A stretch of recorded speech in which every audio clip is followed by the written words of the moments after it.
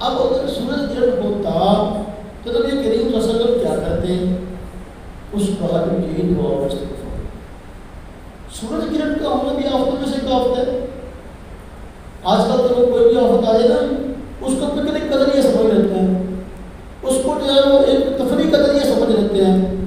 ہاں جی, تو فوراً گھروں سے باہر نکل کر جو ہے وہ ویڈیو بنانا شروع کر دیتے ہیں. ہر بندے کا ہاتھ میں موبائل ہے, اب جو کام کرنے کا وہ نہیں کرنا, ویڈیو بنا رہے ہیں.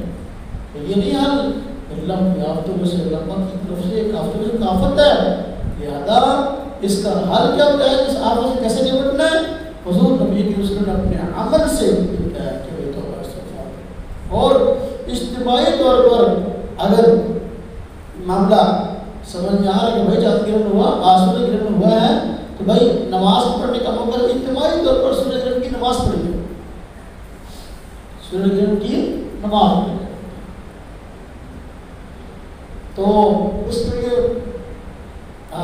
کھلے میدان میں لوگ جمع ہو, جس طرح عید کی نماز کے لیے کھلے میدان میں جمع ہوتے ہیں, اور اجتماعی طور پر توبہ استغفار کریں اور سورج گرہن کی نماز پڑھے.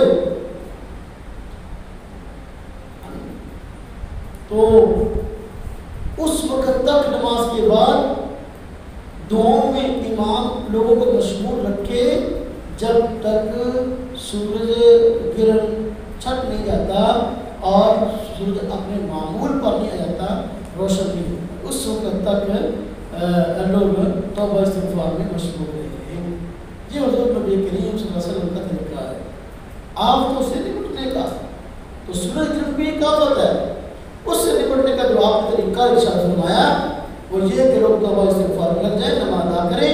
نماز ادا کرنے کے بعد جس کھلے میدان میں جہاں نماز ادا کی ہے جی, تو وہیں سب لوگ دعا استغفار میں مشغول رہے اس وقت تک جب تک کہ سورج اپنا روشن نہیں جاتا, گرہن ختم نہیں ہوتا.